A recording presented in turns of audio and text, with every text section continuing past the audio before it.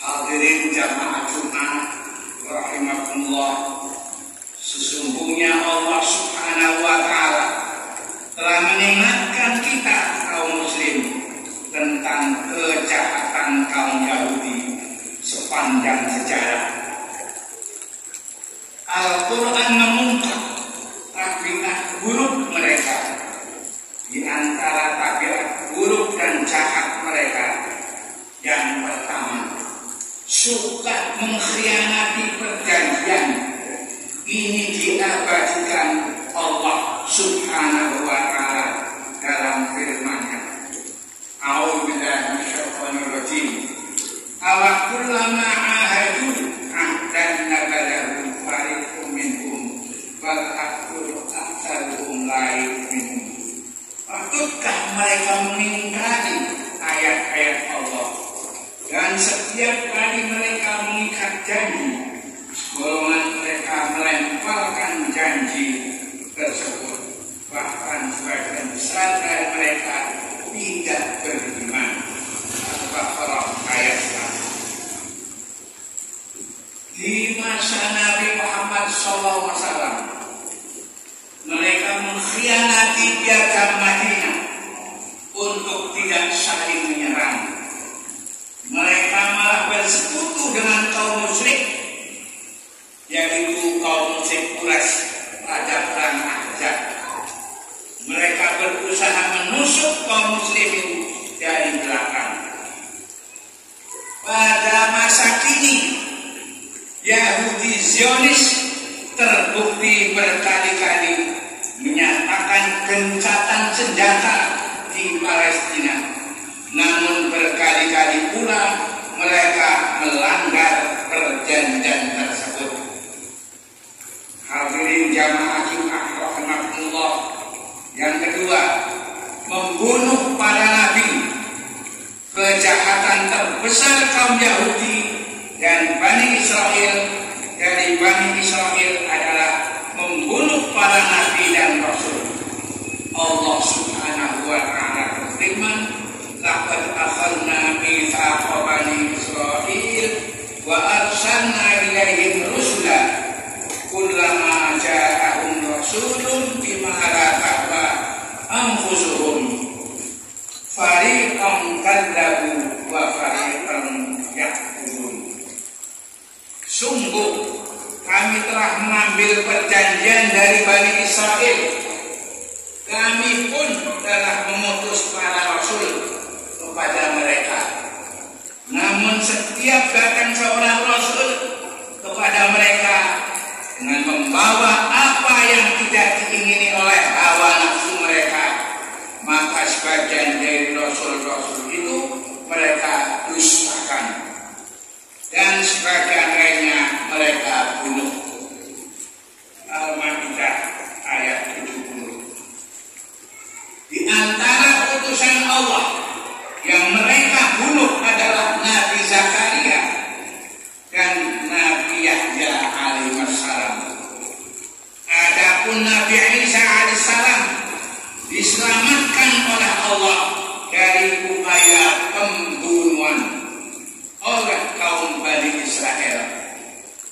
Allah Subhanahu wa Ta'ala juga menyelamatkan Rasulullah SAW dari sejumlah upaya pembunuhan yang dilakukan orang-orang Yahudi Zionis yang dilakukan Ammar bin Jahsh.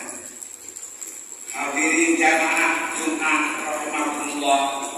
Ketiga, kaum Yahudi adalah bangsa yang paling keras, paling arogan, permusuhan dan kebenciannya terhadap Islam dan kaum muslimin.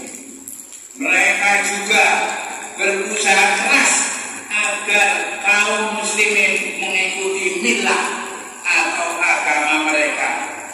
Allah Subhanahu wa Ta'ala berfirman, "Walan tarda ankal yahud walan nasara hatta tattabi'a millatahum." Tidak akan pernah ridho kepada kamu, yakni Muhammad, kaum Yahudi dan Nasrani, sampai kamu mengikuti agama mereka.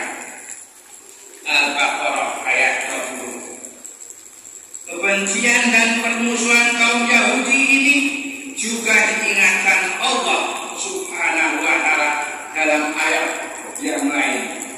La tajidanna asyaddan nas adawatan lilladzina amanul yahuda walladzina asyraku.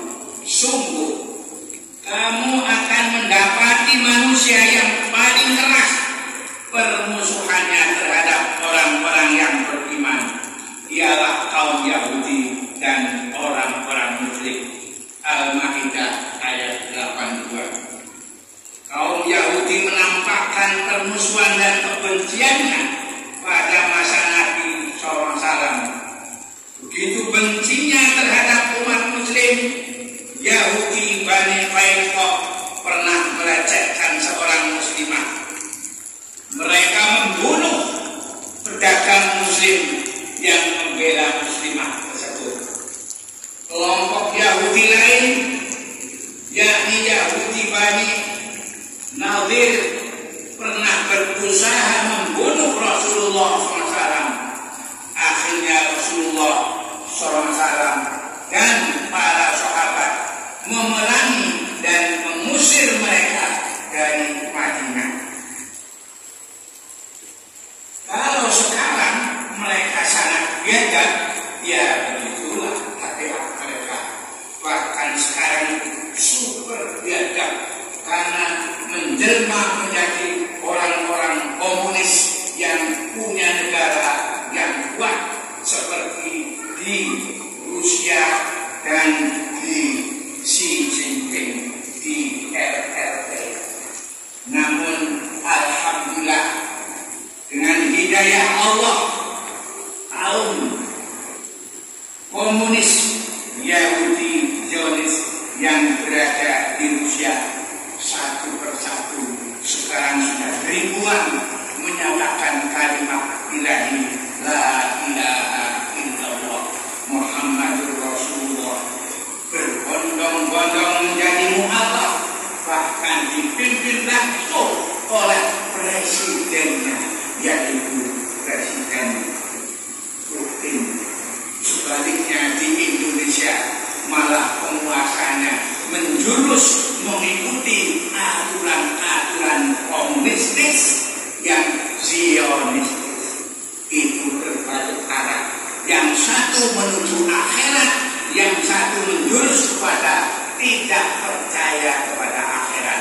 Itulah yang akan menjadi tinggalan-tinggalan kaum muslimin yang harus hati-hati agar jangan sampai NKRI dicaplok oleh orang-orang yang berjiwa, beraliran, apalagi yang memang keturunan dari orang-orang komunis yang sudah beranak pinak menjelma menjadi KGB, komunis gaya baru, yang sekarang sudah menyeruak masuk ke berbagai lembaga yudikatif, legislatif, dan yudikatif. Kita merasakan rasa saya dan insya Allah semua yang merasakan keimanan dan ketakwaan yang lurus pasti akan merasakan betapa bahayanya apabila NKRI ini akan dijuruskan kepada negara yang komunis, yang Yahudis, dan Zionis. Hadirin jamaah Jumat rahimahullah, melihat fakta kebiadaban mereka, pantaskah mereka dibela? Hanya orang biadab dan tidak waras saja yang mendukung dan membenarkan tindakan genosida kaum Yahudi. Orang yang masih waras akannya tak akan mungkin membenarkan tindakan kejam, biadab, dan brutal tersebut. Ingatlah larangan Allah Subhanahu wa ta'ala untuk mendukung kezaliman dalam bentuk apa saja, politis, budaya, maupun adat-adat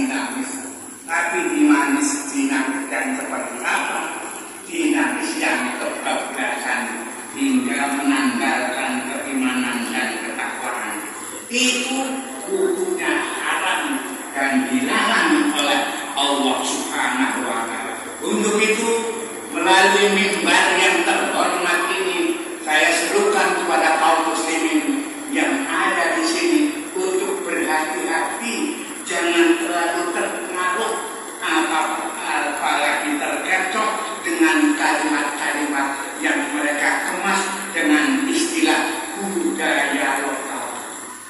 Budaya lokal silakan, tapi jangan sampai kebablasan yang menjurus kepada kemusyrikan, di mana kemusyrikan itu sebuah dosa yang tidak mungkin bisa dimaafkan kecuali dengan bertaubatan nasuha, taubat yang benar-benar taubat.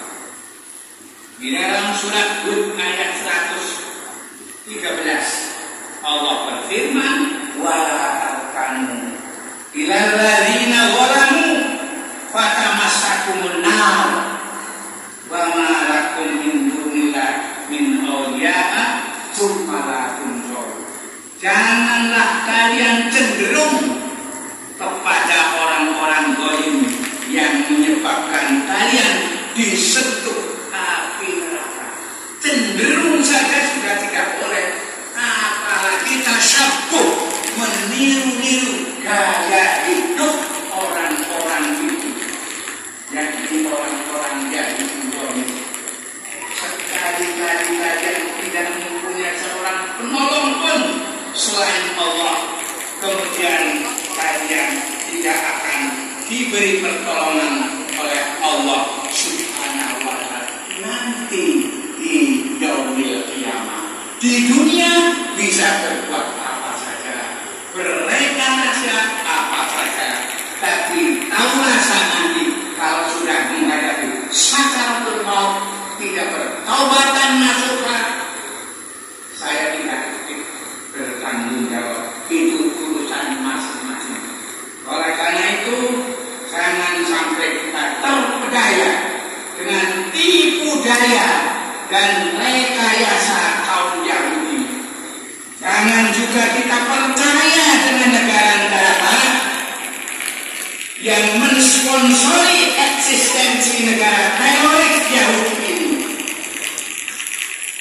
Mereka kaum Barat Yahudi ini sudah tertipu dengan jelas, tapi mereka malah menuduh kepada kaum muslimin bahwa yang teroris adalah umat Islam. Itu sangat konyol. Mereka telah bersekongkol, berkonspirasi untuk menipu dan menghancurkan kita kaum muslimin di mana saja bergerak. Di Jawa Timur ada kelompok Yahudi Zionis yang sudah cukup lama berada di sana, di wilayah sekitar Gunung Kawi, hidup sebelum lama dijajah oleh Belanda. Di sana sampai hari ini luar biasa dari mana. Tidak semua orangnya itu di wilayah Malang, Kabupaten Malang, katanya Paris Jawa. Menurut mereka Paris Jawa, tapi dibumbui dengan orang-orang Yahudi Zionis. Untuk itu marilah kita harus ingat kepada firman Allah Subhanahu wa Ta'ala, ya ayyuhalladzina amanu la tattakhidul yahuda wan nasara awliya'a wa'duhum awliya'u ba'd. Hai orang-orang yang beriman, janganlah kalian mengambil kaum Yahudi dan Nasrani menjadi para pemimpin kalian. Sebagian mereka adalah pemimpin bagi sebagian yang lain. Al-Maidah ayat 51. Itu yang menjadi viral, menjadi